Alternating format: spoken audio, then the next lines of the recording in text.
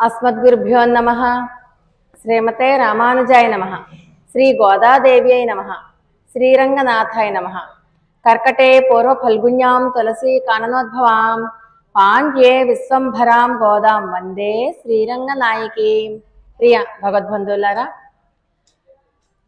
రావులపాడు గ్రామంలో వేంచేసి ఉన్న శ్రీ సీతారామచంద్ర స్వామి ఆలయంలో ధనుర్మాస వ్రత మహోత్సవాలలో భాగంగా ఈరోజు 6వ రోజు 6వ పాసురాన్ని అనుసంధానం చేసుకుని ఆ పాసురం యొక్క విశేషాంశాలు తెలుసుకుందాం. ఆండాళ్ దివ్య తిరువడిగలే శరణం. నిన్న 5వ పాసురంలో మనం ఏ నామాన్ని కీర్తించాం? నిన్న ఒక లీల చెప్పుకున్నాం కదా, దామోదర అని. అంటే ఒక్కొక్క పాసురంలో ఒక్కొక్క నామాన్ని, నిన్న దామోదర నామంతో పాటుగా ఇంకొన్ని నామాలు కూడా గుర్తుందా మీకు? నిన్న దామోదర నామమే కాకుండా ఇంకా ఏ నామాలు కీర్తించుకున్నాం నిన్నటి రోజున? మాయావి, మధురానాయక, యమునా తీర విహారీ, నందబ్రజ మంగళ దీప, యశోదా గర్భ ప్రకాశక, దామోదర అనే నామాలు నిన్న కీర్తించుకున్నాం. ప్రతి పాసురంలోనూ గోదమ్మ మనకి ఒక నామాన్ని ఇస్తుంది. ప్రతి పాసురంలో కూడా ఒక్కొక్క నామాన్ని ఇస్తుంది కదా. ఈ పాసురంలో ఉన్నదేంటో చూద్దాం. చక్కగా అమ్మ ఏం చేశారు? 5 లక్షల మంది గోప బాలికలు, ఒకళ్ళ ఇద్దరా, 5 లక్షల మంది గోప బాలికలతో కూడి ఈ వ్రతాన్ని చేస్తున్నారు. తిరుప్పావైకి ఉన్నటువంటి మెయిన్ ఉద్దేశం ఏంటంటే, ఎవరికి వాళ్ళు ఇళ్లల్లో చేసుకునేటటువంటిది కాదు ఇది. ఎవరికి వాళ్ళు ఇళ్లల్లో చేసుకునేటటువంటిది కాదు, అందరితో కలిసి చేసుకునేటటువంటి వ్రతం. ఖచ్చితంగా అందరూ ఈ ఈ తిరుప్పావై వ్రతాన్ని చెయ్యాలి అంటే ఖచ్చితంగా ఆలయానికి వచ్చి అందరితో కలిసి చేసుకోవాలి. అంతేగాని నేను ఒకదాన్ని మా ఇంట్లో చేసుకుంటాను, నువ్వు మీ ఇంట్లో చేసుకో అనేటటువంటిది కాదు. అందరూ అంటే కుల మత వర్ణ వర్గ విచక్షణ లేకుండా, చిన్న పిల్లల దగ్గర నుంచి బాగా పండిపోయిన వృద్ధుల దాకా అందరూ కూడా ఖచ్చితంగా కలిసి కూర్చుని చేసుకోవాల్సిందే.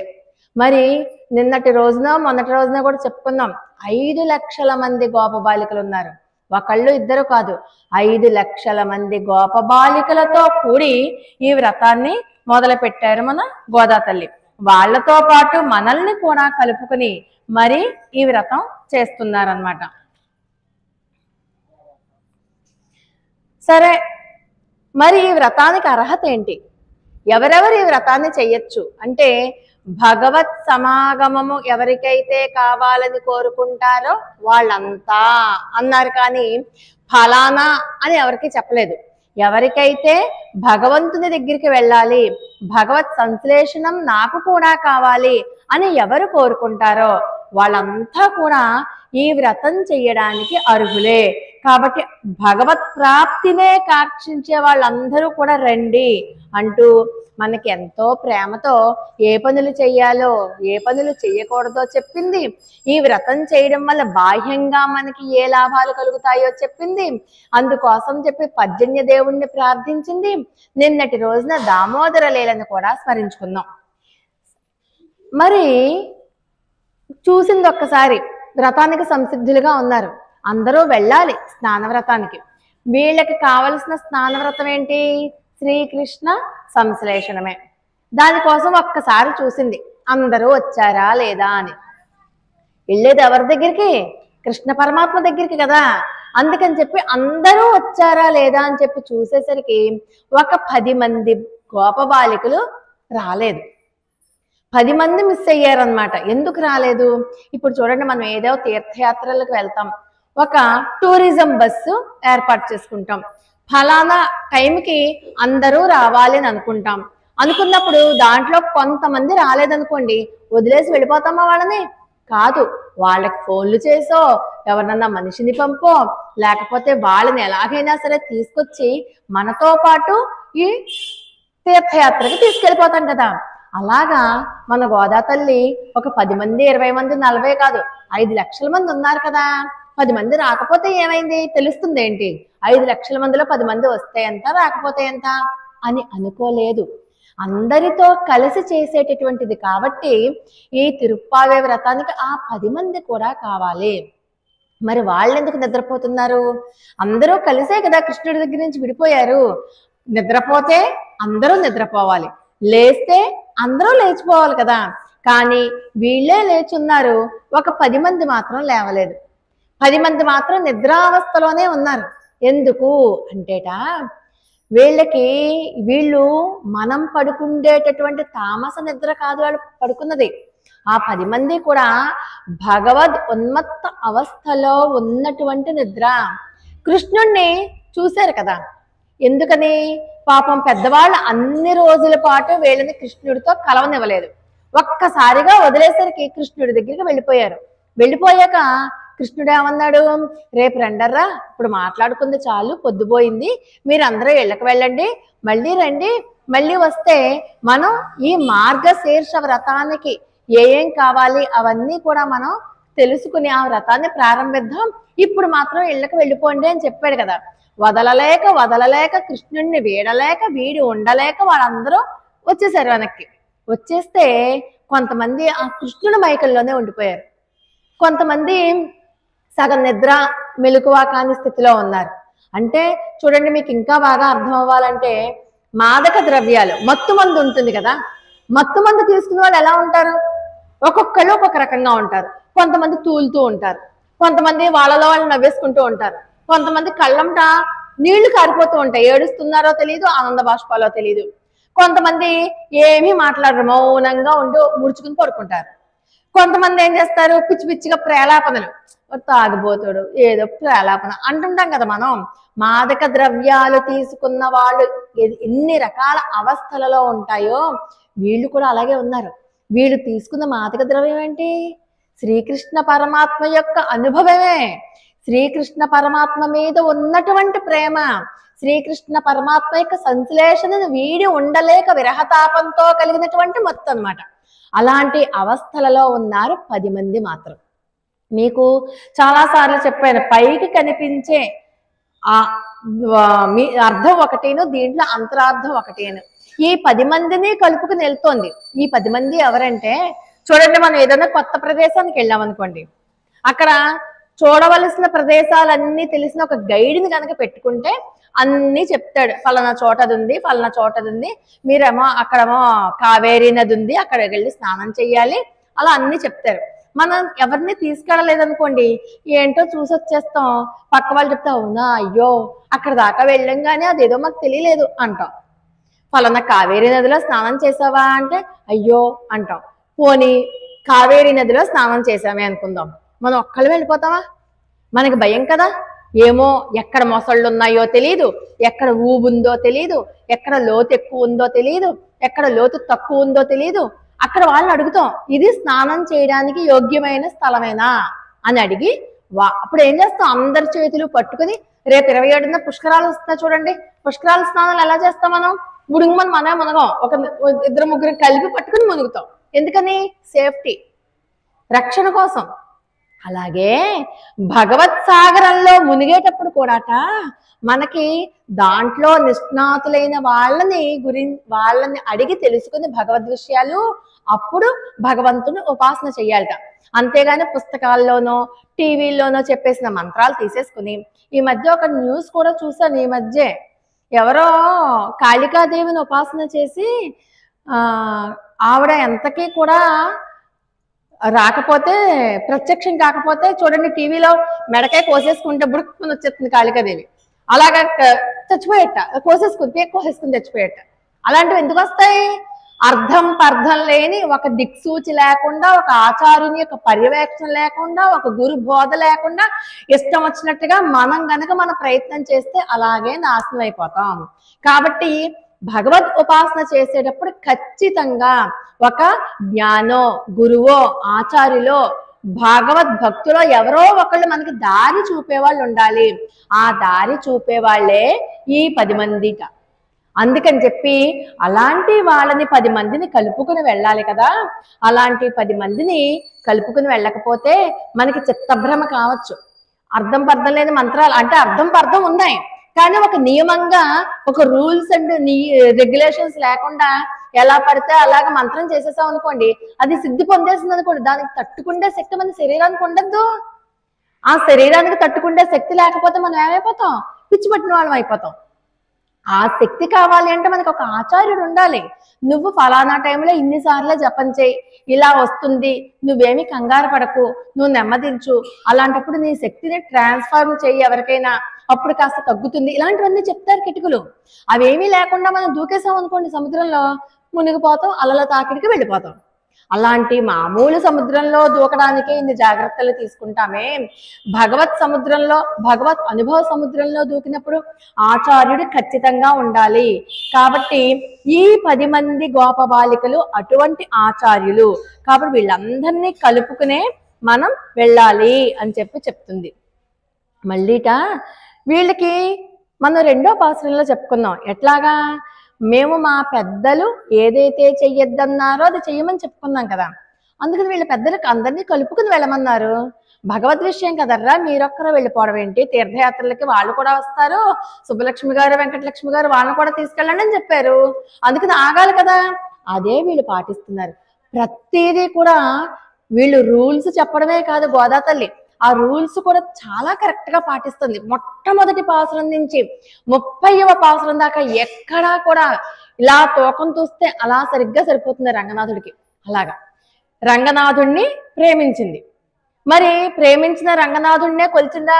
లేదు, శ్రీవిల్లిపుత్తూరులో ఉన్నటువంటి వటపత్ర సాయిని కొలిచింది.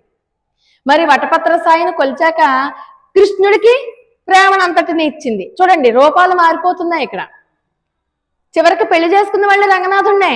అంటే ఏంటి, అమ్మ తత్వాన్ని బోధిస్తోంది మనకి.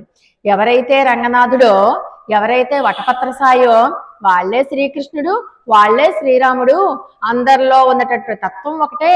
కాబట్టి మా పెద్దవాళ్ళు శ్రీకృష్ణుని పట్టుకోమన్నారు, మా ఇలవేలుపు కాబట్టి. అందుకని ఇలవేలుపులో ఉన్నటువంటి దైవం ఎవరో వాళ్లే మిగతా దాంట్లో కూడా ఉన్నారు. ఆ తత్వం తెలిసినటువంటి ఆ ఆచార్యులు అన్న ఈ 10 మందిని కూడా వెంట పట్టుకుని వెళ్ళాలి. ఆ 10 మంది ఉంటేనే మనం భగవత్ మార్గంలో సక్రమంగా వెళ్ళగలం. కాబట్టి ఈ 10 మందిని కూడా తీసుకెళ్దాం అని అనుకుని ఈ రోజు ఒక గోపబాలికను లేపుదాం అని చెప్పి వెళ్ళారు. సరే, అసలు ఎందుకు వెళ్ళారు అంటే, మనం ఇంట్లో ఏదైనా పిండి వంటలు చేసుకుందాం అనుకోండి, స్వీట్, రేపు పండగ వస్తుంది కదా, ఎలాగో ఏవో అరిసెలో లేకపోతే పాల ముంజలో ఏవో వండుకుంటాం. వండుకున్నప్పుడు మనం ఒక్కలో తినేస్తామా? ఏం చేస్తాం, పక్క వాళ్ళకి ఆ పక్క వాళ్ళకి పెడతాం. ఈ భగవద్ విషయం కూడా అంతే, ముఖ్యంగా తిరుప్పావు అంతే. తిరుప్పావులో ఉన్నటువంటి అన్ని విషయాలు నేను ఒకదాన్ని పుస్తకం పట్టుకుని చదివేసుకుంటానంటే కుదరదు. దేవాలయానికి వచ్చి ఇలా అందరితో కలిసి పంచుకుంటేనే ఆ మధుర పదార్థం ఎంతో అద్భుతంగా ఉంటుంది. నిన్నటి దామోదర లీల చూడండి, అందరం ఎంత ఆనందించాం. ఆ చిన్ని కృష్ణుడు పరిగెత్తే దృష్టాంతం కళ్ళ ముందు కనిపించింది మనందరికీ కూడా, ఎంత అద్భుతంగా ఉంది. అలాంటి ఆనందం నేను ఒక్కదాన్ని ఇంట్లో కూర్చుంటే వస్తుందేంటి, నాకు రాదు. ఇక్కడికి వచ్చాను కాబట్టి ఆ ఆనందాన్ని మీతో పంచుకున్నాను కాబట్టి ఆ తీపి ఇంకా బాగుంది, ఇంకా అద్భుతంగా ఉంది. అవునా కదా? ఆహా అనిపించింది. అందుకని ఆ మధుర పదార్థాన్ని ఒక్కళ్ళు అనుభవించడానికి ఇష్టం లేక ఈ 10 మందిని కూడా కలుపుకుని వెళ్దాము అన్న ఉద్దేశంతో మన గోదా తల్లి ఈ రోజు మొట్టమొదటి గోప బాలిక దగ్గరికి వచ్చింది. ఇక్కడి నుంచి ఈ 10 పాసురాలు 6 నుంచి 15 దాకా ప్రతి ఒక్క అమ్మాయికి ఒక్కొక్క పేరు పెడుతుంది. ఈ పాసురంలో అమ్మాయిని ఓ పిల్ల అని పిలుస్తుంది. ఈ పిల్ల ఎలాంటి పిల్ల, అప్పుడే కొత్తగా భగవద్ అనుభవంలోకి వచ్చింది. నలుగురితో కలిసి పంచుకోవాలని చెప్పి తెలియదు ఆమెకి. తెలియకుండా తాను నిద్దట్లో కృష్ణుడితో ఉన్నట్టుగా కలలుగంటూ కృష్ణుడే లోకంగా ఉంది. అంతేగాని అయ్యో కృష్ణానుభవాన్ని బయటకు వచ్చి వీళ్ళందరితో కూడా పంచుకోవాలి అన్న విషయం తెలియని పిల్ల, చిన్న పిల్ల అన్నమాట. అందుకనే ఓ పిల్ల అని పిలుస్తారు. ఒక్కసారి పాసురాన్ని అనుసంధానం చేసుకుని అప్పుడు మనం ఈ పాసురంలో ఉన్నటువంటి అర్థంలోనికి వెళ్దాం. ఆండాల్ దివ్య తిరువడిగలే శరణం. புள்ளும் சிலுமுனிகான் புள்ளரையின் கோயிலில் வெள்ளை விழுசெங்கின் பேரரவம் கேட்டிலையோ పిళ్ళాయిళుందిరాయ్ పేములైనంజుండు కళ్ళచ్చగడం களியக்காலோச்சி வெள்ளத்தரவில் துயிலமர்ந்த வித்தினை உள்ளத்துக்கொண்டு முனிவர்களும் யோகிகளும் மெல்ல வெளுந்து அரியன்ற பேரரவம் கள்ளம் தவிர்ந்து கலந்தேல் வரும்பாவாయ్ ఆండాళ్ దివ్య తిరువరుగలే శరణం. ఈ పిల్ల దగ్గరికి వచ్చారు. వాళ్ళ ఇంటికి వస్తాం కదా, ఏమమ్మా పిల్ల లేవలేదేంటి? పుళ్ళుం సిలింబినిగాను పక్షులు అరుస్తున్నారు. పక్షులు మనం పొద్దున్నే చూడండి, పిచ్చుకలు అవి అరుస్తాయి కదా తెల్లవారింది అనడానికి గుర్తుగా. తెల్లవారింది అనడానికి గుర్తుగా పక్షుల యొక్క కిలకిలా రావాలని గుర్తుగా చెప్పింది మన గోదా తల్లి. అమ్మా పక్షులు అరుస్తున్నాయి, వినపడట్లేదా నీకు? లే, ఎవర్రా మీరు? ఒకళ్ళ ఇద్దరు 5 లక్షల మంది ఉన్నారు. వచ్చిన వాళ్ళు మామూలుగా నోరు మూసుకుని వస్తారేంటి? కబుర్లు చెప్పుకుంటూ రారు. మీ కబుర్లకి ఆ పక్షుల నిద్ర ఎప్పుడో పోయింది. పోయి అవి లేచేసే, అది వాళ్ళకి రాత్రి తెలియదు పగల తెలియదు. బహుశా మీరు అందుకని అదేమన్నా గుర్తుగా చెప్తున్నారేమో. అవి అసలు పడుకుంటే కదా లేవడానికి. ఆ పక్షులు లేచిన కిలకలా రావాలని మీరు తెల్లవారింది అనడానికి గుర్తుగా ఎలా చెప్తారు అంటుంది లోపల పిల్ల. ఇంకొకటి అర్థం ఏంటంటే, మనం ఇందాక 10 మంది గోపబాలికల్ని లేపి కలుపుకుని వెళ్దామని చెప్పాం కదా. మన శరీరం ఉంది, మనకి జ్ఞానేంద్రియాలు ఎన్ని ఉన్నాయి? 5. కన్ను, ముక్కు, చెవి, నాలుక, చర్మం. అలాగే వాటి ద్వారా జరిగే క్రియలు శబ్ద, రూప, రస, స్పర్శ, గంధాదులు అంటే వాసన. ముక్కుతో వాసన, చెవులతో వినడం, నాలుగుతో రుచి, చర్మమేమో స్పర్శ, కళ్ళతో చూడడం. ఈ 5 + 5 10. అంటే 10 జ్ఞానేంద్రియాలని, అంటే 5 కర్మేంద్రియాలు, 5 జ్ఞానేంద్రియాలు. ఈ 10ంటిని కూడా ఏం చేయాలి? 10 మంది గోపబాలికల్ని కలుపుకుని కదా వెళ్తోంది అమ్మ ఆ స్వామివారి దగ్గరికి. మనం కూడా ఈ 10ంటిని కూడా కలిపి స్వామివారి మీదే పెట్టాలి. అంటే మనం చూసే చూపు, వినే మాట, వాసన, పలికే మాట, స్పర్శ అన్నీ కూడా భగవత్ సంశ్లేషణకి సంబంధం ఉండాలి. భగవత్ సంబంధమైనవే ఉండాలి. అప్పుడే మనం వడివడిగా భగవత్ దగ్గరికి చేరుకోగలం. అంటే 5 జ్ఞానేంద్రియాలు, 5 కర్మేంద్రియాలు, సమస్త వ్యాపారాలు కూడా భగవద్ అర్పితం చేయాలి. ప్రతిదీ భగవద్ అర్పితం చేయాలి. అప్పుడే ఆ భగవద్ అర్పితం చేసే గుణాన్ని మనకి 10 మంది గోపబాలికలుగా చెప్తే అర్థమవుతుందని మన గోదా గోపిక అలా చెప్పారు. ఇప్పుడు ఈ ఒక్క పిల్లని లేపుతున్నాం కదా, అబ్బే పక్షులు కిలకలా రావాలి నేనేమో ఒప్పుకోను. మీరు 5 లక్షల మంది మాట్లాడుకుంటే మాటలుగా పక్షులకి నిద్ర లేదు, పాడు లేదు, అవి ఎప్పుడో లేచేసే. అసలు నాకు ఒక సందేహం, అసలు మీరైనా పడుకున్నారా? మీరు పడుకుని ఉండరు, మీరు లేచేసి పైగా తెల్లారింది పక్షులు లేచాయి అంటున్నారా? నేను లేవను పొమ్మంది లోపల ఉన్నటువంటి గోపబాలిక. మరి ఇంకో గుర్తు ఏదైనా చెప్పాలి కదా, వేరే గుర్తు ఏదైనా చెప్పాలి కదా. తెల్లవారుతోంది అనడానికి వేరే గుర్తు ఒకటి చెప్పాలి కదా. అమ్మా అయితే సరే చెప్తున్నాను విను. పొళ్ళరయ్యిన్ కోయిలిల్ వెళ్ళై విల్లి సెంగిన్. పొళ్ళరయ్యిన్ కోయిలిల్. ఏమ్మా నీకు పక్షులకి రాజు అయినటువంటి గరుత్మంతుడు ఉన్నాడు కదా, ఆ గరుత్మంతుడు యొక్క యజమాని ఎవరు? విష్ణుమూర్తి. ఆయన దేవాలయంలో శంఖనాదం వినబడుతోంది విను. ఇంత ఎందుకు చెప్పడం? గుళ్ళో గంటలు మోగుతున్నారు లేవమ్మా అని చెప్పచ్చు కదా. అంటే ఇక్కడ మనం దేవాలయానికి వచ్చి ఎలా నియమంగా ఉండాలి చెప్తోంది అమ్మ. దేవాలయానికి వస్తాం, వచ్చిన వెంటనే రయ్యమని లోపలికి వెళ్ళిపోకూడదు. అక్కడ ఆగుతాం. ఎక్కడ? ధ్వజస్తంభం దగ్గర. ధ్వజస్తంభం దగ్గర ఆగాక లోపలికి వస్తాం. ఇక్కడ గరుడాళ్వారు ఉంటారు. అక్కడ సేవించుకోవాలి. ఒకసారి ప్రదక్షిణ కూడా చేస్తాం, అవునా కదా. అంత అంటే చుట్టుపక్కల ఉన్నటువంటి ఆళ్వార్లు అందరూ ఉంటారు, ఇతర భగవద్భక్తులు ఉంటారు. వాళ్ళందరినీ సేవించుకుని, గరుడుల్ని సేవించుకుని అప్పుడు శ్రీమన్నారాయణ దగ్గరికి రావాలి. అది చెప్తోందనమాట అమ్మ మనకి. అంటే మనం వచ్చిన వెంటనే స్వామి దగ్గరికి వెళ్ళిపోకూడదు. భాగవతులు, భగవద్భక్తులు ఉంటారు, వాళ్ళనందరినీ పలకరించి రావాలి, వాళ్ళకి నమస్కారం చేసుకోవాలి. అంటే మనం పరమాత్మని సేవించేటప్పుడు ఆచార్యుని సేవించాలి, భాగవతులను సేవించాలి, అప్పుడే పరమాత్మను సేవించాలి. ఈ ముగ్గురు సేవ ప్యారలల్ గా వెళ్ళిపోతూ ఉండాలి. అంటే దేవుడి గురించి ఏమో భాగవద్భక్తులను వదిలేయకూడదు, భాగవద్భక్తుల గురించి ఆళ్వార్లను వదిలేయకూడదు. సిస్టమ్ అన్నమాట, అదొక ప్రోటోకాల్. మనకు ఒక ప్రోటోకాల్ ఉంటుంది కదా. అంటే పెద్దవాళ్ళని ఆ తర్వాత వాళ్ళని ఆ తర్వాత వాళ్ళని అనుకుంటూ ఉంటాం కదా ఒక లైను. ఆ ప్రకారంగా ఆ క్రమ పద్ధతిలోనే వెళ్ళాలి అంటుంది గోదా తల్లి. అందుకని మరి ఇంకొక విషయం కూడా ఉంది. ఇందాక మనం పక్షులని చెప్పుకున్నాం కదా, ఆ పక్షుల యొక్క ప్రభువే గరుత్మంతుడు. ఆ గరుత్మంతుడు మీద ఉండేవాళ్ళు ఎవరు? మహావిష్ణువు ఉంటారు. అంటే వేద స్వరూపుడు, వేదమే ప్రమాణం మనకి. వేదాలలో చెప్పిన స్వామి ఎవరు? విష్ణుమూర్తే. కాబట్టి వేదో వేద విదవ్యంగో వేదాంగో వేదవిత్ కవి అని మనకి విష్ణు సహస్రనామంలో చెప్తారు. ఆ విష్ణు సహస్రనామంలో చెప్పినటువంటి వేద స్వరూపుడైనటువంటి వాణ్ణి మనం కొలవాలి అంటే ముందు ఈ ఆలయంలో మనకి వేద ప్రతిపాద్యుడైనటువంటి గరుత్మంతుడిని కొలిచి ఆయన వాహనం ఆయనకు ఒకసారి నమస్కారం చేసి అప్పుడు వెళ్ళాలి. వాళ్ళు నిత్యసూరులు కదా, సర్వకాల సర్వావస్థల యందును స్వామివారితో ఉంటారు. ముందు వాళ్ళని సేవించుకున్నాకనే లోపలికి రావాలి, అప్పుడు పరమాత్మని సేవించుకోవాలి. ఇంకా మీకు చెప్పాలంటే ఈ గరుడుని యొక్క వైభవం చెప్తారు ఈ పాసురంలో. ఈ గరుడుని యొక్క వైభవాన్ని మనకి బాగా చెప్పేది రెండు దివ్య దేశాలు ఉన్నాయి. ఒకటి తిరునగరి, ఆళ్వార్ తిరునగరి అంటారు. ఆళ్వార్ తిరునగరి అయితే మేము వెళ్ళాం లాస్ట్ ఇయరే. ఇంకొకటి ఏంటంటే తిరునాచియార్ కోయిల్. ఆ తిరునాచియార్ కోయిల్లోట రాతి గరుడాళ్వారు ఉంటారు. మనకి చూడండి ఊరేగింపుగా తీసుకెళ్తున్నప్పుడు గరుడ వాహనం మీద తీసుకెళ్తారు స్వామిని. అది సామాన్యంగా చెక్క వాహనమో ఏదో ఉంటుంది, చెక్కతోనో లేకపోతే లోహంతోనో చేసిన గరుడాళ్వారు ఉంటారు. ఇలాగ రెక్కలతోని ఉంటారు కదా. అక్కట రాతి గరుడాళ్వారు ఉంటారట, రాయితోటి. ఆయన మీదే ఊరేగింపు చేస్తారట. కానీ అక్కడ ఒక విశేషం ఉందిట ఆ దివ్య దేశంలో. ప్రాకారాలు ఉంటాయి ఇలాగా. శ్రీరంగం వెళ్తే మీ అందరికీ ఐడియా ఉంటుంది, 7 ప్రాకారాల నుంచి వెళ్తాం కదా. ఒక్కొక్క ప్రాకారానికి వెళ్ళేసరికి మొట్టమొదటి ఇద్దరే ఉంటారు మోసేవాళ్ళు, నలుగురు, అటు ఇద్దరు ఇటు ఇద్దరు. ఆ ప్రాకారం దాటంగానే ఆయన బరువు పెరిగిపోతుందిట, 8 మంది జాయిన్ అవుతారట.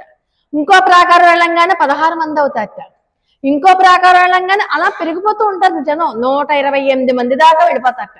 మళ్ళీ మొత్తం అంతా తిరిగేసి ఊరేగింపుగా అయిపోయాక లోపలికి వచ్చేసరికి మళ్ళీ తగ్గిపోతూ ఉంటారు. చివరికి 4 లోపలికి తీసుకెళ్ళిపోతారు. అలా ఒక శక్తి ఉంది అక్కడ. ఎక్కడది? తిరునాచియార్ కోయిల్ అనే దివ్య దేశంలో. కాబట్టి అలాంటి ఉత్సవాలు, గరుడ ఉత్సవాలు అక్కడ జరుగుతాయట. ఎవరికైనా వివాహం కాకపోయినా, ఏదైనా ఇతరత్ర బాధలున్నా, లేకపోతే ఒక ఉద్యోగం రావాలన్నా, ఆరోగ్యం కావాలన్నా ఇన్ని వారాలు పూజలు చేసుకుంటే సరిపోతుందని అక్కడ ఏదో చెప్తారు. అది చేస్తేట ఆ వారాలు పూర్తి అవ్వకుండానే పని అయిపోతుందిట. అంత పవర్ఫుల్ ఆలయం. అక్కడ గరుడు యొక్క వైభవం మనం చూడాలి, అంత అందంగా చేస్తారట. అలా చోట తెల్లని శంఖం, పెద్ద ధ్వని వినిపించట్లేదా నీకు? ఆ ఆలయంలో పెద్ద ధ్వని అనొచ్చు కదా, పెద్ద ధ్వని అంటుంది. ధ్వని అంటేట ఆచార్యుల వారు స్తోత్రాలు అవి చదువుతారు. అది పెద్ద ధ్వని అంటే ఆచార్యుల వారితో పాటు భాగవతోత్తములు కూడా కలిసి పరమాత్మ యొక్క స్తోత్రం చేస్తున్నారు కదా. ఆ ధ్వని బయటికి వినిపించట్లేదా నీకు? మాకు వినపడిందమ్మా అని చెప్తారు. అని చెప్తే ఇంకా ఈవిడ అలాగే ఉంది లోపల. అలా కాదు, నాకు ఒక సందేహం కలుగుతుంది. మీరు ముందే లేచొచ్చేసారు కదా, మీకు ఈ ధ్వనుల కంటే ఆ పక్షుల కంటే కూడా ముందే లేచేసారా ఏంటి? ఇవన్నీ చెప్పేస్తున్నారు మీరు గుర్తులు. మనం ముందు లేస్తేనే కదా శబ్దాలన్నీ వినపడతాయి, లేకపోతే వినిపించవు కదా. ఈ లోపల ఉన్న గోపబాలికి ఒక సందేహం. అమ్మా శంఖధ్వని వినపడుతుందమ్మా. శంఖం అంటే ఏంటి? శ్రీకృష్ణ పరమాత్మ యొక్క పెదవులను ముద్దాడిన శంఖం మనం చెప్పుకుందాం. శంఖంలోంచి ప్రణవనాదం వినపడుతోంది. ఆ ప్రణవనాదం అంటే ఏంటి? పరబ్రహ్మ తత్వం దాంట్లో ఇమిడింది. అంటే నువ్వు నీకు చెందిన దానివి కాదు, పరమాత్మకే చెందిన దానివి. ఇంకా పడుకుని ఉన్నావేంటి? లేచి పరమాత్మకి సేవ చేసుకోవడానికి వేళ అయ్యింది లే అని అర్థం వచ్చేటటువంటి ఆ శంఖనాదం వినపడట్లేదా నీకు? రామచంద్రమూర్తిని విశ్వామిత్ర మహర్షి ఎలా లేపుతారు? ఉత్తిష్ట నరసార్థులా, లే సింహం లాంటి ఓ బాలసింహమా నువ్వు లే, వేళయింది, సంధ్యావందనం చేసుకోవాలి, లే. ఎవరినైనా నిద్రపోతున్నప్పుడు అలా లేపాలట. మనం మామూలుగా ఏమని లేపుతాం? స్కూల్ టైం అయిందిలే, తొందరగా లే, ఇంకా ఇంతసేపు పడుకున్నావేంటిలే అంటాం. స్కూల్ టైం అయింది, హోంవర్క్ చేసుకోవాలి, లే అని లేపకూడదుట. భగవంతుని యొక్క సేవకు వేళయ్యింది, భగవద్ ఆరాధన చేసుకోవాలి, అందుకు నువ్వులే అని లేపాలట. అది కూడా ఎలా లేపాలి? ఇష్టం వచ్చినట్టు పొడి చేసి నీళ్లు జల్లేసి లేపకూడదుట. చాలా మృదువుగా, చంటి పిల్ల పసిగుడ్డుని మనం ఎలాగైతే మృదువుగా తడతామో అలా పట్టుకుని అలా లేపాలట. కానీ మనకు పొద్దున్న అంత టైం ఎక్కడ ఉంటుంది? లేపడం దబా దబా దబా దబా 4 సార్లు అనేయడం, లేపేయడం, గబగబా బాత్రూంలోకి తీసుకెళ్ళిపోవడం, స్నానాలు చేయించడం, ఇదే కదా మనందరం చేసేది ఇళ్లలో. అలా చెయ్యకూడదు. అది చెప్తోంది. చాలా జాగ్రత్తగా లేపాలి. ఎవరినైనా, చిన్నపిల్లలనే కాదు, పెద్దవాళ్ళనే కాదు, ఎవరిని లేపైనా అలాగే లేపాలట. అంటే దైవారాధనకి వేళ అయ్యింది, లే, నువ్వు లేచి ముందు దైవారాధన చేసుకో అని చెప్పాలి. తెల్లవారిపోతోంది, బ్రాహ్మీ ముహూర్తంలో లేవాలి, సూర్యోదయానికి ముందే స్నానం చేయాలి. ఆ సూర్యోదయానికి ముందు స్నానం చేసే వేళ దాటిపోతుందంటే అది మనం దైవానికి అపరాధం చేసినట్టే. సూర్యుడు ఇంకా పైకి రాకుండానే మనం అన్ని కార్యక్రమాలు చేసేసుకోవాలి. అందుకని లే అని చెప్పాలట. మనం అలా కాకుండా ఇలా చెప్తూ ఉంటాం. సో ఈ రోజు నుంచి మనం అలా ప్రయత్నం చేద్దాం. సరే, తర్వాత ఏమంటారు అంటే, పిల్లాయ్ ఎళుందిరాయ్, ఓ పిల్ల లే. సరే, నన్ను లేపుతున్నారా, మీరు ఏవి శబ్దాలు విని లేచారో నాకు చెప్పండి ముందు అన్న. అమ్మ, మునివరుగళం యోగిగళం హరి హరి హరి అన్న పేరరవం. హరి హరి హరి అన్న నామాలు మునులు యోగులు పలుకుతున్నారు. ఆ మాటలు మా చెవిలో పడ్డాయి. అవి విని మేము లేచొచ్చేసాం. మేము శ్రీకృష్ణ విరహతాపంతో ఉన్నాం కదా. ఆ హరినామస్మరణ చెవులకు పడంగానే, అది లోపలికి వెళ్ళంగానే మా తాపం చెల్లారింది. అమ్మ, హాయిగా అనిపించి ఒక్కసారిగా లేచొచ్చేసాం అంటారు. మరి మనకి మునులు యోగులు ఇద్దరు ఒకళ్ళే కదా. మునులకి గడ్డాలు ఉంటాయి, యోగులకి గడ్డాలు ఉంటాయి. ఏంటి తేడా మునులకి యోగులకి అంటే, మంచి ఎగ్జాంపుల్ ఏంటంటే, ముని అంటే భరతుడు, యోగి అంటే లక్ష్మణస్వామి. లక్ష్మణస్వామి ఏం చేశారు? రామచంద్రమూర్తిని విడిచి ఉండలేక, నువ్వు లేకపోతే నా ప్రాణాలు పోతాయి, నువ్వు ఎక్కడుంటే నేను అక్కడే ఉంటానని చెప్పి బలవంతంగా రామచంద్రమూర్తిని ఒప్పించి రామచంద్రమూర్తితో పాటు అరణ్యానికి వెళ్తాడు. వెళ్ళి రామచంద్రమూర్తికి సర్వకాల సర్వావస్థల యందు ఏ సేవ కావాలంటే ఆ సేవ ఆయన చేసుకున్నారు. రామచంద్రమూర్తి లేచేసరికి అక్కడ పళ్ళు తోముకుండే పందుంపుల్లా చక్కగా అన్ని సిద్ధం చేసేవారు. సంధ్యావందనానికి అన్ని సిద్ధం చేసేవారు. ఈ సంధ్యావందనం అయిపోయే సమయానికి గబగబా హోమానికి పుల్లలు ఏరుకుంటూ వచ్చేవారు. హోమం అయిపోయే సమయానికి బాలభోగం, దానికోసం అన్ని ఏర్పాట్లు చేసేవారు. ఇది అయిపోయే సమయానికి మళ్ళీ మధ్యాహ్న సంధ్య చేసేవారు. ఇలాగా పాప నేను చెప్పిన దాంట్లో మీకు అర్థమయ్యే ఉంటుంది. లక్ష్మణస్వామి ఎప్పుడు మొహం కడుక్కున్నాడండి? ఎప్పుడు స్నానం చేశాడు? ఎప్పుడు టిఫిన్ తిన్నాడా? బాలభోగం లేదు, లంచ్ లేదు, డిన్నర్ లేదు, బ్రేక్ఫాస్ట్ లేదు ఆయనకి. కానీ తన గురించి తాను పట్టించుకోకుండా తను తిన్నాడా? అయ్యో నాకు ఆకలేస్తుంది, రాముడికి పెట్టేటప్పుడు 4 ముక్కలను మనం గబగబగా తినేద్దాం అని అనుకోలే ఆయన. ఆయన సర్వకాల సర్వావస్థల యందు కూడా రామచంద్రమూర్తి సేవే. ఆయన ఎక్కడ లేస్తే ఎక్కడ కాళ్ళకు ముళ్ళు గుచ్చుకుంటుందో గబగబా ఊడ్చేసేవాడు. ఆయన పడుకోవాలి అంటే చక్కగా మెత్తటి గడ్డి పరిచేసేవారు. అలాగా సర్వకాల సర్వావస్థల యందు రామచంద్రమూర్తి పక్కనే ఉండి ఆయన సేవ చేశారు. అది యోగి. మరి భరతుడు అంటే ముని అంటే రామచంద్రమూర్తి ఎక్కడో ఉన్నాడు, ఇక్కడ లేడు. కానీ ఆయన ఏం చేశారు? రామచంద్రమూర్తికి గుర్తుగా ఆయన పాదుకలను తెచ్చుకుని సింహాసనం మీద పెట్టుకుని, ఆహా, ఈ సమయంలో రాముడు ఏం చేస్తాడు? సంధ్యావందనం చేసుకుంటున్నట్టున్నాడు, నేను సంధ్యావందనం చేసుకుంటాను. ఈ సమయంలో రాముడు విశ్రాంతి తీసుకుంటాడేమో, మనం అలాగే చేద్దాం. అంటే ఎక్కడో ఉన్న రాముణ్ణి తలుచుకుంటూ ఆయన ఏ సేవ చేస్తారో తెలుసుకుంటూ ఇక్కడ ఉంచి ఆరాధించేవాడు ముని. ఎక్కడో ఉన్నాడు రాముడు, ఇక్కడి నుంచి భరతుడు ఆరాధిస్తున్నాడు. పక్కనే ఉన్నాడు లక్ష్మణుడు, పక్కనే ఉండి రాముడి సేవ చేసుకుంటున్నాడు లక్ష్మణస్వామి. మునికి యోగికి తేడా అది. మరి వాళ్ళు 3 సార్లు హరి హరి హరి అన్నట్టు. 3 సార్లు హరి అని ఎందుకంటారు? మనం 3 సార్లు హరి ఎందుకు? మనం రోజుకి ఎన్నిసార్లు భోజనం చేస్తాం? భోజనం కానీ టిఫిన్ కానీ 3 పూట్ల చేస్తాం. పొద్దున బ్రేక్ఫాస్ట్, మధ్యాహ్నం లంచ్, రాత్రి డిన్నర్. ఇవి కాకుండా చిరుతిళ్ళు ఏమన్నా ఉంటే మధ్యలో పడేస్తూ ఉంటాం లోపల. అవునా కదా? అంటే మునులకి యోగులకి బ్రేక్ఫాస్ట్, డిన్నర్, లంచ్ అన్ని హరినామస్మరణే. ఆయనకి బ్రేక్ఫాస్ట్ హరినామస్మరణే, లంచ్ హరినామస్మరణే, డిన్నర్ హరినామస్మరణే. ఆ 3 హరి హరి హరి. ఎలా తలుచుకుంటారట? ఆ హరినామ స్మరణలో హరి యొక్క లీలలు తలుచుకుని అవి తలుచుకుంటే వాళ్ళకి ఇంకా ఆకలి అయ్యేదుట. అంటే ఒకటి పేములై నంజుండు, పేములై పోతన స్తనముల ఎందలి విషాన్ని ఆరగించిన ఘట్టాన్ని తలుచుకుంటున్నారు. పోతన విషాన్ని ఆరగించిన ఘట్టం అంటే ఏంటి? మనందరికీ తెలుసు. కృష్ణ పరమాత్మ పుట్టాడు. పాపం పుట్టంగానే వీళ్ళందరూ చాలా సంబరాలు చేసుకుంటున్నారు.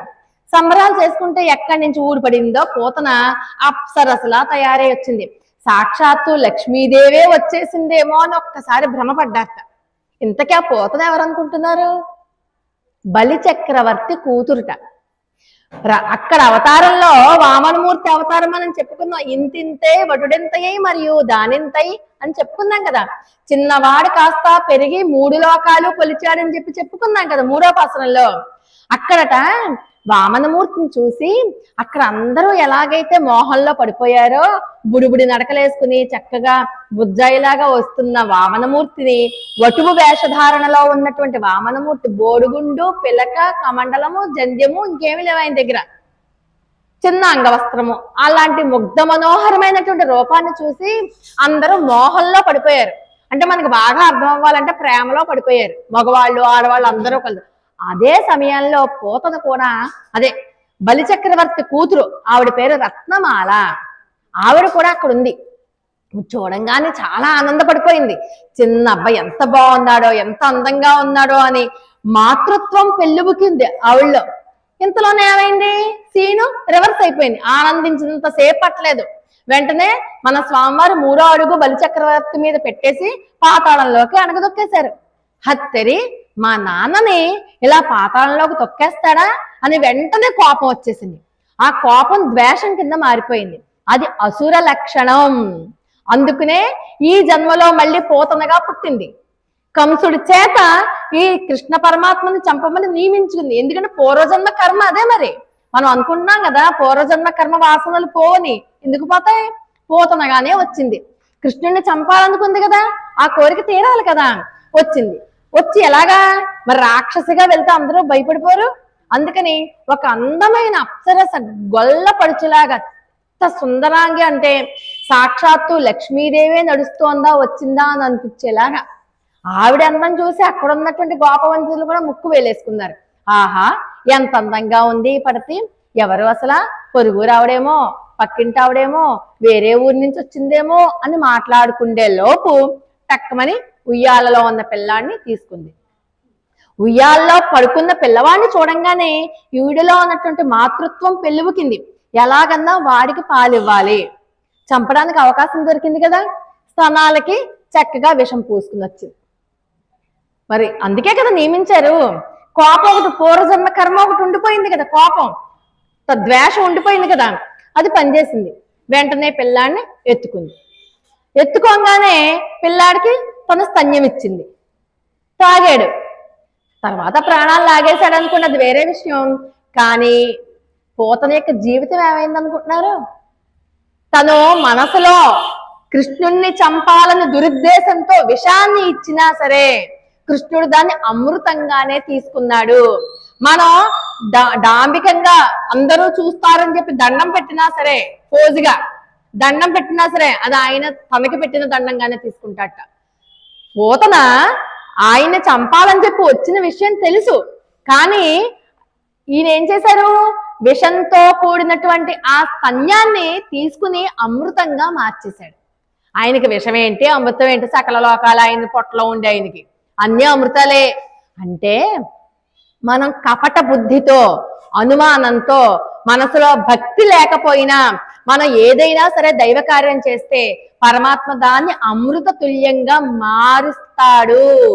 అంటే మనం తినేది తాగేది అన్నీ కూడా ఒక్కసారి కృష్ణార్పణం అనుకో, అమృతం అయిపోతుంది. లేకపోతే అది మన ఒంటికి వంట పట్టదు. పోతన అంటే ఎవరు? ప్రకృతే పోతన. పోతనుకున్న స్థనాలే అహంకారము, అసూయ. ఆ రెండు మనకి ఉన్నంతకాలం మనల్ని విషయాల్లోనికి లాగుతాయి. అవే మనల్ని విషముగా పరిణమించి మన జీవితాన్ని నాశనం చేస్తాయి.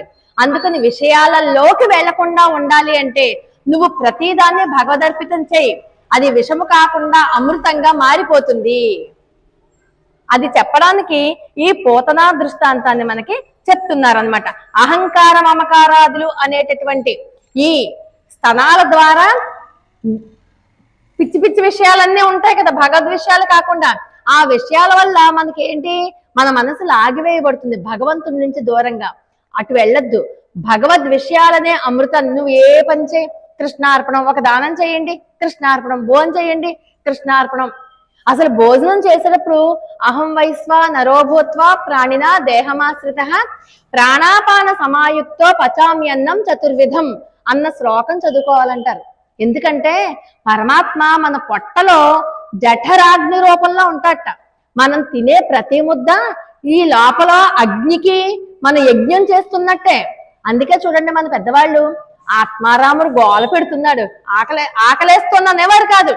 ఆత్మారాముడు గోల పెడుతున్నాడు, ఇంటికెళ్ళి కాస్త తినాలి కదా, బాలభోగం చెయ్యాలి కదా అంటారు. అంటే పొట్టలో తినేది వాడే, తినిపించేవాడు వాడే, వడ్డించేది వాడే. మనకి 4 వేళ్ళు వెళ్తున్నాయంటే వాడి వల్లే కదా. ఈ రోజు మనం హాయిగా ఇక్కడ కూర్చున్నాము అంటే ఆయన వల్లే కదా. అందుకని ఆ కృతజ్ఞతగా కృష్ణార్పణం, కృష్ణార్పణం. ప్రతిదీ కృష్ణార్పణమే. నువ్వు మంచి చెయ్యి చెడు చెయ్యి నీకు తెలియదు. చెడు అయితే నిజంగానే చెయ్యం, మనం తెలిసి చెయ్యం కదా. తెలియక తప్పు జరిగింది అనుకోండి, అది మనకి తెలియదు. అందుకే మనం చేసే ప్రతి కర్మ కూడా కృష్ణార్పణం అనుకుంటే, ఒకవేళ అది చెడు కర్మ అయితే దాన్ని మంచిగా మార్చేస్తాడు పరమాత్మ. అది పోతనా జీవిత హరణం ద్వారా మనకి చెప్తోంది గోదా తల్లి. ఇంకా ఏమంటారు, కళ్ళచ్చగడం కలకలియ కాలొచ్చి. పాపం సరే, పోతనా జీవిత హరణం అయిపోయింది. ఏదో బారసాలు చేసుకుంటున్నారు చాలా రోజుల తర్వాత. ఎప్పుడో చేసుకుంటాం కదా, 11వ రోజునో 21వ రోజో 3వ నెలో ఏవో ఉంటాయి కదా లెక్కలు. చేసుకుంటున్నారు యమునా నది ఒడ్డున హాయిగా అందరూ భోజనాలు చేస్తున్నారు. ఈ లోపల నీళ్లు అయిపోయాయి, మంచినీళ్ళు అయిపోయాయి, లేవు. ఎవరు అడిగారు కొంచెం నీళ్ళు ఇవ్వమంటే, యశోదమ్మ నీళ్లు తేవడానికి వెళ్ళింది. యమునా నది ఒడ్డే కదా, బోళ్ళు నీళ్ళు అయ్యాక కృష్ణుని ఏం చేద్దాం, చూసింది అటు ఇటు. అసలే ఈ మధ్య పోతనేమో వచ్చి రాక్షసిలాగా వచ్చి పట్టుకుపోయింది. అందుకని ఒక్క నిమిషం కూడా కృష్ణుని వదిలిపెట్టట్లేదు ఆమె. ఇప్పుడు ఏం చేయాలి, కృష్ణుని దాచేద్దాం. అక్కడ అదిగో బండి కనబడుతోంది కదా, ఆ బండి కింద ఉయ్యాలు కట్టేసి అక్కడ దాచేద్దాం. ఎవరికి కనబడదు కదా, వెతుక్కునే లోపల నేను వచ్చేస్తాను ఈ లోపల అని అనుకుంది. అనుకుని ఆ బండి, మనకి ఎడ్ల బండి ఉంటుంది కదా ఖాళీది, ఎడ్లు లేకుండా ఖాళీ ఎడ్ల బండికి కింద ఖాళీ ఉంటుంది కదా, అక్కడ ఉయ్యాల్లా కట్టేసి దాంట్లో పడుకోబెట్టేసింది. అమ్మ అలా వెళ్ళిందో లేదో, పెద్ద కపట కృష్ణుడు కదా మన కృష్ణుడు, దొంగ కృష్ణుడు కదా, ఏడ్చేస్తున్నాడు. గుక్క పెట్టి ఏడ్చేస్తున్నాడు. గుక్క పెట్టి ఏడుస్తూ ఏడుస్తూ ఏడుస్తూ చేతులు కాళ్ళు ఇలా అంటారు కదా, చిన్నపిల్లలు ఏడుస్తున్నప్పుడు ఇలా అంటారు కదా, అన్నప్పుడు ఆ చిన్ని పాదం ఆ బండికి తగిలేసింది. అంతే, ఆ బండి అంతెత్తున ఎగిరి పడింది. ఇంతకీ ఆ బండిని ఆవహించిన వాడు శకటాసురుడు. శకటాసురుడినే మరొక రాక్షసుడిని పంపాడనమాట కంసుడు. వాడేంటి తెలివిగా, ఎప్పుడైతే మన యశోదా తల్లి బాలకృష్ణుడిని అక్కడ పడుకోబెట్టిందో వెంటనే బండి మీద ఆవహించాడు. అంతే, కొట్టాడా, ఎన్నో యోజనాలు పైకి వెళ్ళి టపీమని ముక్కలు అయిపోయింది శరీరం. శకటము అంటే బండి. శకట అనుకున్న 2 చక్రాలేంటి, సుఖ దుఃఖాలు. శకటం అంటే మన శరీరమే. మన శరీరానికి ఉన్న సుఖ దుఃఖాలు అనే ఆ 2 చక్రాలు విరిగిపోతేనే, ఎప్పుడు విరిగిపోతాయి, పరమాత్మ యొక్క కాలు మనకి తగలాలి. పరమాత్మని రక్షించింది ఎవరు, పరమాత్మ యొక్క కాలే. ఆ కాలు గనుక ఆ బండికి తగలకపోతే పరమాత్మ ఏమైపోయేవాడు ఒకసారి ఆలోచించండి. అంటే ఆయన కాలే ఆయన్ని రక్షించింది. ఆయన రక్షించడమే కాదు, మనకు కూడా శరణు అనేలాగా మనకి అందించింది, చిన్ని కృష్ణుడికి ఏ అపకారం జరగకుండా కదా. అంటే ఆ పాదాన్ని మనం పట్టుకోవాలి. శ్రీమన్నారాయణ చరణో శరణం ప్రపద్యే. ఆ పాదాన్ని శరణ వేడాలి. ఆ చిన్ని పాదమే మనకి తగిలితే, ఈ శరీరానికి ఆ చిన్ని పాదం తగిలితే, అంటే తగిలేలాగా ఆ పాదాలను మనం హృదయంలో పెట్టుకుని పూజిస్తే, అప్పుడు ఈ సంసార సాగరంలో ఈ బండి చక్రాలు లాంటి సుఖ దుఃఖాలు, ద్వంద్వాలు ఉంటాయి. ఏవైతే ఉన్నాయో ద్వంద్వాలు, శీతోష్ణ సుఖ దుఃఖేషు సమస్సంగ వివర్జిత తుల్య నిందా స్తుతిర్మోని సంతుష్టో ఏనకేనచిత్ గోలు చెప్పాడు ఆయన. నిందాస్తుతులు కానివ్వండి, సుఖదుఖాలు కానివ్వండి, అహంకార మమకారాదులు కానివ్వండి, అవన్నీ కూడా కృష్ణ పాదం తగిలిన వెంటనే ఎలాగైతే బండి లెక్క పెట్టడానికి వీలు లేని ముక్కలై పడిపోయిందో ఈ శరీరం కూడా పడిపోతున్నలాగా పడిపోయి ఎక్కడికి వెళ్తుంది? స్వామిలో ఐక్యమైపోతుంది. అదే కదా మనకు కావాల్సింది. ఈ జనన మరణ సంసార చక్రం నుంచి మనకి విముక్తి ఎప్పుడు వస్తుంది?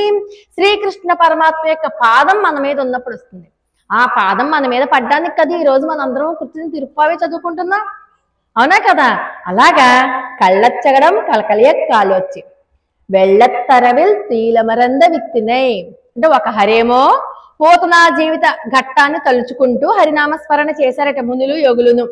ఇంకొక హరినామస్మరణేమో శకటాసుర భంజనాన్ని తలుచుకుంటూ ఇంకొక హరినామస్మరణ చేశారట. ఇప్పుడు మూడో హరినామస్మరణ క్షీరసాగరంలో శేషశయ్య మీద. శేషశయ్య అంటే ఎవరు? మన లక్ష్మణస్వామే కదా. అది అర్ధ పంచక జ్ఞానాన్ని కలిగినటువంటి వాడు. అర్ధ పంచక జ్ఞానం అని చెప్పి సమాశ్రయణాలు చేసినప్పుడు మనకి చెప్తారు, నువ్వు పరమాత్మకి మాత్రమే చెందినవాడువు, పరమాత్మని తప్ప ఎవరిని నువ్వు కోరుకోకూడదు, పరమాత్మే నిన్ను భోగ్య వస్తువుగా భావించాలి, ఇలాంటి 5 రకాలైనటువంటి జ్ఞానాలు మనకి చెప్తారు. ఆ అర్ధ పంచక జ్ఞానం కలిగినటువంటి భాగవతోత్తములని తలుచుకుంటూ శేషశయ్య మీద ఉన్నటువంటి ఆ పరమాత్మని తలుచుకోవడమే ఆ మూడవ హరి.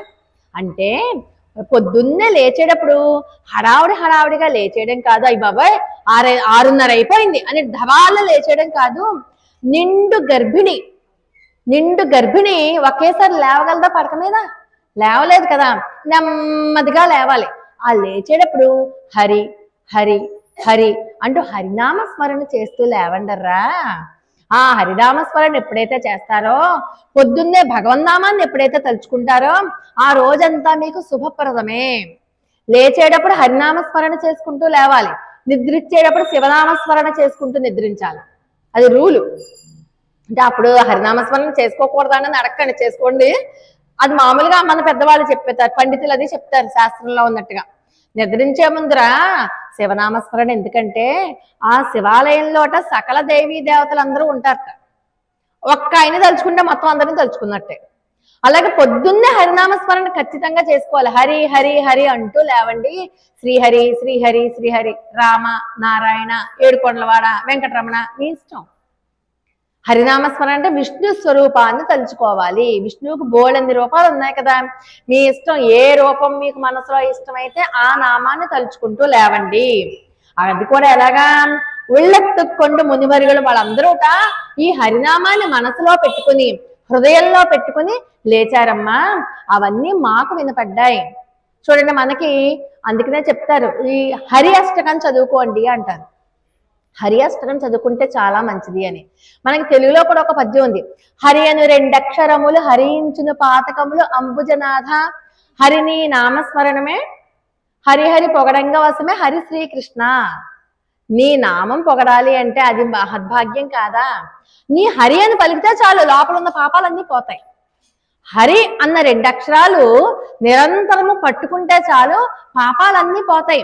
అలాంటి గొప్పదైనటువంటి హరినామస్మరణ యొక్క గొప్పదనాన్ని చెప్పడానికి నేను సరిపోతానా? అసలు నా వల్ల అవుతుందా హరినామస్మరణ గొప్పతనం? అందుకని హరినామస్మరణ చేసుకోండి అని. మరి ఇవన్నీ ఎందుకు చెప్తున్నారు? అవునేమో లోపల పడుకోబెట్టి వెనకాల ఇవన్నీ చెప్పాలా ఈ దృష్టాంతాలు? అంటే లోపల ఉన్నావిడ కృష్ణ పరమాత్మకి దగ్గరికి వెళ్ళాలనుకో, వీళ్ళందరూ కూడా కృష్ణుడికి భక్తులు కదా, కృష్ణుడి మీద అమితమైన ప్రేమ ఉన్న వాళ్ళు కదా. నీ కృష్ణయ్యకి ఇలా అపకారం జరిగిందే పిల్ల అంటే మనం ఏం చేస్తాం? అమ్మ బాబాయ్ అని పరిగెత్తుకొచ్చాయో, బాబాయ్ పోతను వచ్చేసిందిట, శకటాసురుడు వచ్చాట అంటే లోపల ఉన్న ఆమె ఏం చేస్తుంది? అమ్మ బాబాయ్ నా కృష్ణుడికి ఏమైపోయిందని పరిగెత్తుకొచ్చేస్తుంది కదా, ఆ పరిగెత్తుకుని వస్తుంది కదా. అందుకని అప్పుడు లేచి వచ్చాక చెప్దాం, మనలో మన గోష్ఠిలో కలిపేసుకుని తీసుకెళ్దాం అన్న ఉద్దేశంతో కృష్ణుడికి అపకారం జరిగింది, ఆపద వాటిల్లింది అట్టుగా ఈ దృష్టాంతాలు చెప్తే, ఎప్పుడో జరిగిన దృష్టాంతం అయినా సరే ఇప్పుడు విన్నారనుకోండి, బాబు ఇప్పుడే జరిగిందేమో అని అనిపించి పరిగెత్తుకుని నిద్రలోంచి లేచి వస్తుందేమో అని ఈ దృష్టాంతాలన్నీ కూడా చెప్తున్నారనమాట. కృష్ణుడికి ఆపద కలగకూడదు. కృష్ణుడు అంటే ప్రేమ కదా, మరి కృష్ణుడు అంటే విపరీతమైన ప్రేమ. కృష్ణుడికి ఆపద కలిగిందంటే పడుకున్న వాళ్ళకి అసలు పడుకో బుద్ధి అవుతుందా? లేచొచ్చేస్తారు కదా. అందుకని చెప్పి ఆ లోపల నుంచి బయటికి వస్తుంది అన్న ఉద్దేశంతో వీళ్ళు ఈ పూతనా జీవితహరణం, శకటాసుర భంజనం, శేషసాయి ఏమో పడుకున్నటువంటి వ్యూహావతారమైనటువంటి శేషసాయి గురించి అవన్నీ చెప్పారనమాట. కాబట్టి ఈరోజు మనకి ఎవరుండాలి?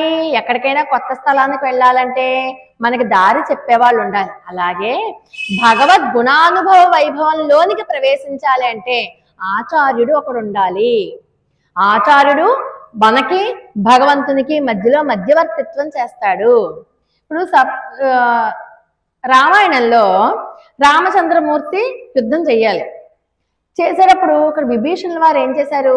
తన భార్యని, పిల్లల్ని అందరినీ వదిలేసుకున్నాడు. ఆస్తులు, మేడలు, మిద్దులు అన్నీ వదిలేసుకుని తనకి అనుకూలంగా ఉన్నటువంటి 4 మంచి మంత్రులను కూడా పెట్టుకుని ఆకాశ మార్గంలో వచ్చి ఆకాశంలో రాముడికి కనబడేలాగా నించున్నాడు.